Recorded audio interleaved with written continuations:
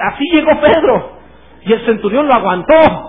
Cualquiera lo habría corrido, como en estos tiempos del siglo XXI, al no tener la visión del centurión, la gente del siglo XXI lo correría a Pedro, porque hoy en día se ponen bien delicados. No me saludó, y o sea, se va a caer la luna, va a salir un dragón debajo de la tierra, o sea, y luego, ¿cuál es el problema? La gente a veces se ofende de nada, ¿verdad? Pero ve lo que este hombre soportó, ¿verdad? Que Pedro llega con eso. Aún así Pedro le da el mensaje, Cornelio escucha la palabra, todavía no termina de predicar, y el Espíritu Santo desciende sobre Cornelio, desciende sobre todo lo que está en la casa, y empiezan a hablar en lenguas, y a profetizar, y son llenos del Espíritu Santo, como que Dios le dice, Pedro, ya está bien, ¿verdad? Ya acabaste, ya.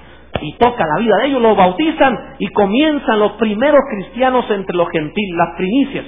Pero Pedro se regresa con los judíos, se arma un lío, tienen que irse a Jerusalén, hay un pleito entre los diversos autoridades, apóstoles y profetas de la iglesia, naciente en Jerusalén, y discuten por qué se le va a predicar a los gentiles, y Pedro se asusta y se echa para atrás, y ya no quiere volver a salir a hablarle a los gentiles, a pesar de lo que Dios había dicho. En consecuencia, Dios llama a otro hombre llamado Saulo de Tarso, a quien lo conocemos como el apóstol Pablo. Yo tengo la idea de que lo que Pablo hizo era lo que Dios quería hacer con Pedro. Nada más que Pedro no salía y no salía, luego Dios levanta una persecución y no sale, y todos salen huyendo y él se queda en Jerusalén. Nada más le habla a los judíos hasta que Dios levanta a otro y dice, ni modo.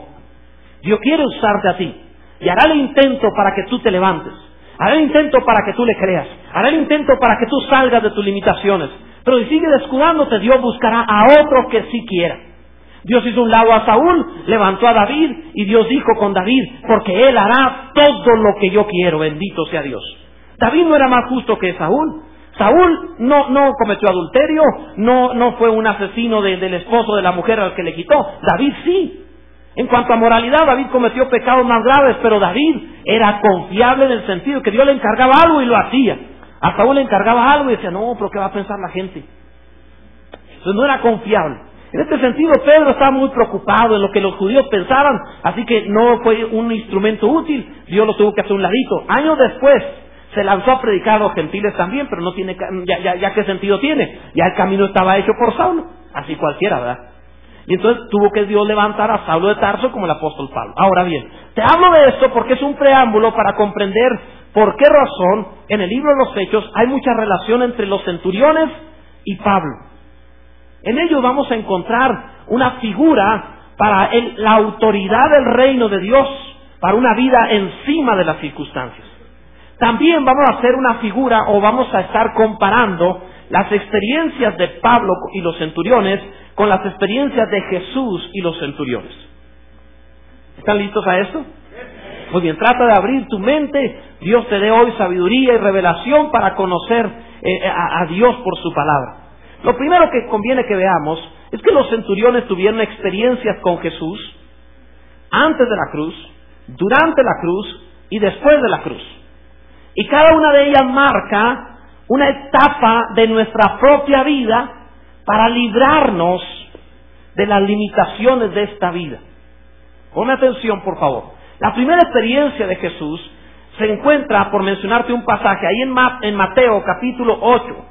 Versos 5 al 13. Te voy a dar secretos, cápsulas de revelación, de sabiduría, que si las captas por tener un buen corazón, adquirirás autoridad para una vida mejor.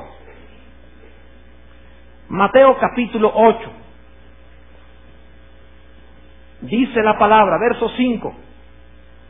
Entrando Jesús en Capernaum, vino a él un centurión rogándole y diciendo, Señor, mi criado está postrado en casa, paralítico, gravemente atormentado.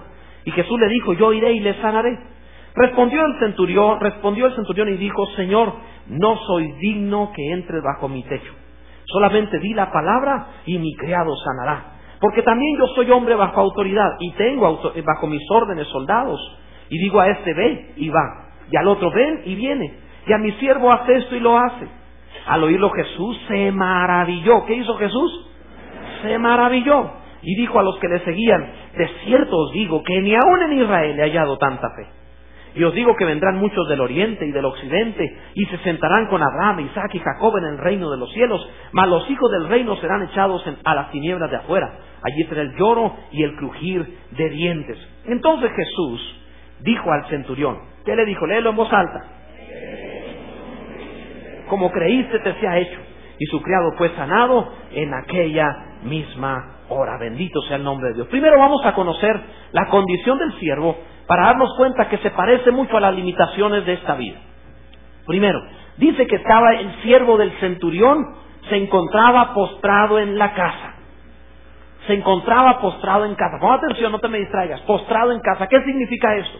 Esto significa que hay ocasiones donde el hombre se siente limitado, detenido, y no puede realizar, no puede hacer algunas de las cosas que debería en su vida por sentir las limitaciones de la carne. La carne, voy a decirlo de alguna forma, Pablo dijo, lo que aún resta en o lo que vivo en la carne, lo vivo en la fe del Hijo de Dios. Se estaba refiriendo a vivir en este cuerpo que tiene sus limitaciones en el sentido no solamente físico, sino en el sentido también respecto de la carne, que a veces tienes que luchar contra la carnalidad, contra el pecado, contra la naturaleza inclinada hacia lo malo. ¿Hay alguno aquí que jamás ha tenido inclinación al mal? ¿No? Todos han tenido alguna vez, se han sentido inclinados a lo malo y voltean así, entonces volteo y veo a alguno y se voltea para otro lado, ¿verdad? Así como... Así ha sido, es cierto. Hemos batallado. Desde que tenemos memoria hemos batallado contra una especie de Dr. Jekyll y Mr. Hyde en el interior, ¿verdad? A veces buenos, a veces malos. Y de que tenemos memoria luchamos contra nosotros mismos y somos capaces de las mejores obras y de las peores obras. Entonces batallamos contra nosotros. Esta es la condición del criado, donde te encuentras en la casa pero postrado, donde eres creyente pero no tienes la libertad para servir. ¿De qué sirve un criado postrado? Si no puede servir, entonces es inútil. ¿De qué sirve entonces? La carnalidad lo obliga. ¿Para qué sirve este criado si no podía servir a su centurión, a su amo? ¿Y de qué sirve el creyente cuando está postrado en el sentido moral, ético, en el sentido espiritual? Cuando te sientes limitado. El pasaje dice que este siervo era gravemente atormentado. Y son esas veces cuando tú te sientes atormentado por una conciencia interior que te dice, no te mereces a Dios, no eres buena persona, has hecho esto y has hecho aquello, debieras no volver jamás a decirte cristiano. ¿A alguien le ha pasado eso? Porque yo muchas veces he orado diciendo, ten misericordia de mí. La verdad es que terminamos llenando los altares de lágrimas y diciéndole a Dios, Señor, solo tú eres santo, solo tú eres bueno, solo tú eres justo. Y aunque nos esforzamos en la justicia y en la bondad y en la santidad, con todo terminamos reconociendo que el siervo sin la autoridad del reino está postrado, está detenido, no tiene libertad, no sabe cómo ir más allá. Se encontraba postrado en casa, se encontraba paralítico, gravemente atormentado. Es decir, hay una inclinación, naturaleza de pecado que esclaviza, que detiene al creyente, impidiéndole avanzar. No me malentiendas en lo que voy a decir, pero es como si un demonio te habitara. No estoy diciendo que estés endemoniado, que alguno va a decir, no, yo tengo un demonio ahí. No estoy diciendo eso. Lo que estoy diciendo es que esa caricatura que ponen donde pone un ángel y un demonio hablándole a una persona es muy real. No estoy diciendo que tengas un ángel y un demonio, lo que estoy diciendo es que vivimos en esa ambivalencia entre dos árboles, dos cruces alrededor de una. Siempre en esa ambivalencia. Un ladrón que se arrepiente, otro que no. Pero siempre en esa ambivalencia. Y entonces encontramos que la condición de este siervo es un hombre detenido. ¿Alguna vez te has sentido como que debieras tener una vida mejor y no la has logrado? Esa es la condición del siervo. Hay algo mejor para mí. Hoy debes decirlo en voz alta, yo sé que hay algo mejor para mí que lo que estoy viviendo. Hay una vida mejor esperándome. Por eso el centurión, que representa la autoridad del reino, se acerca al rey a pedirle